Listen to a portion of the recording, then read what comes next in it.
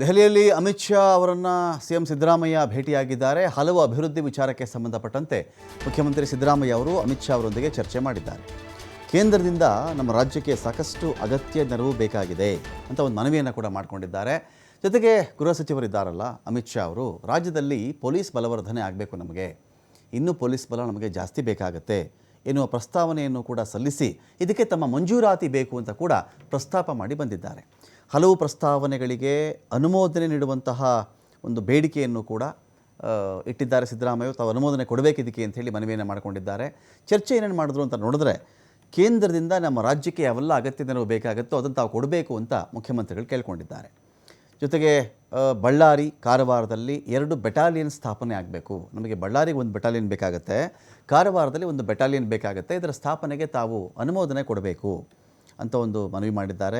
Safe city ಯೋಜನೆಗೆ 1000 ಕೋಟಿ ರೂಪಾಯಿ ಅನುದಾನ ಬೇಕಾಗುತ್ತೆ ನಮಗೆ, ಅದಕ್ಕೂ ತಮ್ಮ ಅನುಮೋದನೆ ನಮಗೆ ಬೇಕು ಅಂತ ಮನವಿ ಮಾಡಿದ್ದಾರೆ. ಮೈಸೂರು, ಹುಬ್ಬಳ್ಳಿ, ಧಾರವಾಡ, ಬೆಳಗಾವಿ, ಕಲಬುರಗಿ, ಮಂಗಳೂರಿಗೆ ಸೇಫ್ ಸಿಟಿ ಯೋಜನೆ ಮಾಡಬೇಕು ಅಂತ ರಾಜ್ಯದ ಪ್ಲಾನ್ ಇದೆ.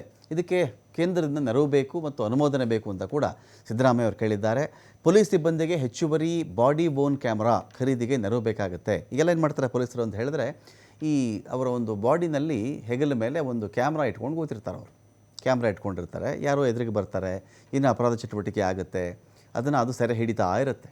ನಿಮಗೆ ಬೆಂಗಳೂರು ಕಮಿಷನರ್ ಬಂದರೂ ಕೂಡ ಯಾವಾಗಲೂ ಅವ್ರ ಹೆಗಲ ಮೇಲೆ ಚೆಕ್ ಮಾಡಿ ಒಂದು ಕ್ಯಾಮ್ರಾ ಇಟ್ಕೊಂಡಿರ್ತಾರೆ. ಅವರು ಯಾರೋ ಏನೋ ಬಂದ, ಆಮಿಷ ಒಡ್ಡಕ್ಕೆ ಬಂದ, ಹೆದರ್ಸಕ್ಕೆ ಬಂದ, ಬೆದರ್ಸಕ್ಕೆ ಬಂದ, ಅಥವಾ ಕಣ್ಣು ಮುಂದೆ ಅವ್ರು ಪಾಸ್ ಆಗಬೇಕಾದ್ರೆ ಏನೋ ಅಪರಾಧ ನಡೀತು ಅಂತ ಹೇಳಿದ್ರೆ ಆ ಕ್ಯಾಮ್ರಾದ ಸರಿಯಾಗಿರುತ್ತದು.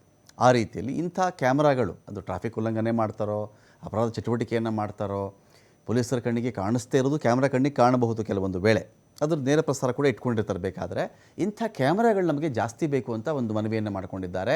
ಕ್ಯಾಮ್ರಾ ಖರೀದಿಗೆ ನಮಗೆ 100 ಕೋಟಿ ರೂಪಾಯಿಗಳ ನೆರವು ಬೇಕು ಅಂತ ಕೂಡ ಅದಕ್ಕೆ ಒಂದು ಮನವಿಯನ್ನು ಮಾಡಿದ್ದಾರೆ. ಬಾಡಿಗೆ ಕಟ್ಟಡದಲ್ಲಿರುವ ಶಿಥಿಲಾವಸ್ಥೆಯಲ್ಲಿರುವ 100 ಪೊಲೀಸ್ ಠಾಣೆಗಳಿಗೆ ನೆರವು ಬೇಕಾಗುತ್ತೆ. ಪೊಲೀಸ್ ಠಾಣೆಗಳ ಪುನರುಜ್ಜೀವನ ಆಗಬೇಕು. ಸುಮಾರು 100 ಪೊಲೀಸ್ ಸ್ಟೇಷನ್ ತುಂಬ ಶಿಥಿಲಾವಸ್ಥೆಯಲ್ಲಿದೆ. ಹಳೆಯ ಠಾಣೆಗಳು ಎಲ್ಲ ಅನೇಕ ಕಡೆ ಕಟ್ಟಡಗಳು ಉದುರು ಹೋಗ್ತಾ ಇದೆ, ಸಮರ್ಪಕವಾಗಿಲ್ಲ. ಇದನ್ನು ಮತ್ತೆ ನಾವು ರೀಬಿಲ್ಡ್ ಮಾಡಬೇಕಾಗತ್ತೆ, ಇದಕ್ಕೆ ದುಡ್ಡು ಕೊಡಿ ಅಂತ ಕೇಳಿದ್ದಾರೆ. ಹೊಸ ಪೊಲೀಸ್ ಕಟ್ಟಡ ಕಟ್ಟೋದಕ್ಕೆ 300 ಕೋಟಿ ರೂಪಾಯಿ ಬೇಕು ಅಂತ. ಅಗ್ನಿಶಾಮಕ ತುರ್ತು ಸೇವೆಗಳ ಇಲಾಖೆಗೂ ಕೂಡ ಕ್ಯಾಂಟೀನ್ ಸ್ಥಾಪನೆ ಆಗಬೇಕು, ಅನುಮತಿ ಕೊಡಿ. ಪೊಲೀಸ್ ವಸತಿ ಗೃಹಗಳ ನಿರ್ಮಾಣಕ್ಕೆ ಕೇಂದ್ರದ ಕಡೆಯಿಂದ ನೆರವು ಬೇಕು. ವಿಧಿವಿಜ್ಞಾನ ಪ್ರಯೋಗಾಲಯಗಳ ಆಧುನೀಕರಣ ಸೇರಿದಂತೆ ಹಲವು ವಿಷಯಕ್ಕೆ ಸಂಬಂಧಪಟ್ಟಂತೆ ಸಿದ್ದರಾಮಯ್ಯ ಅವರು ಮನವಿಯನ್ನು ಕೊಟ್ಟಿದ್ದಾರೆ.